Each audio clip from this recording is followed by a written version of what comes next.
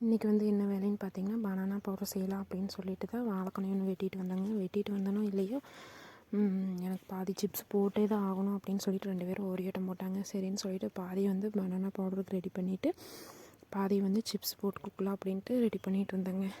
எப்படி ஒரு வழியாக ஒரு வாரத்துக்கு தேவையான ஸ்நாக்ஸ் வந்து ரெடி பண்ணி வச்சேங்க. இது வந்து பார்த்திங்கன்னா குழந்தையில வாங்கின தொட்டச்சிலையுமே தொட்ட குக்கிங்க. அப்போல்லாம் போட்டால் தூங்க மாட்டாங்க, ஆட மாட்டாங்க.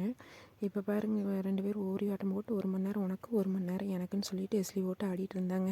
அப்படியே சிப்ஸ் போட போட பின்னாடி வந்து பார்த்திங்கன்னா 2 பேரும் டீயை வச்சு குடிச்சு டீயுக்குள்ளே சிப்ஸை போட்டு சாப்பிட்ருந்தாங்க. நான் வந்து பார்த்திங்கன்னா உள்ளே எதுவுமே ஆட் பண்ண மாட்டேங்க. தண்ணிக்குள்ளே உப்பு மட்டும் போட்டு இது சீவி உள்ளே போட்டதையுமே பின்னாடியே ஒரு 2 ஸ்பூன் உள்ளே கலக்கிடுவேங்க. இப்படி தான் நான் சிப்ஸ் போடுவேங்க. பார்த்திங்கன்னா இந்த டைம் தேங்காய் எண்ணெயில் போட்டு எடுத்தேங்க. நல்லா வந்துருந்துச்சு. எப்படியோ 3/4 சம்பட பூசி ஃபில் பண்ணிட்டேங்க. அதுக்கப்புறம் பார்த்திங்கன்னா பனானா பவுடர் ரெடி ஆகிடுச்சிங்க. உங்களுக்கு யாராவது தேவைப்பட்டுச்சுன்னா டிஎம் பண்ணுங்கள். தேங்க்யூங்க.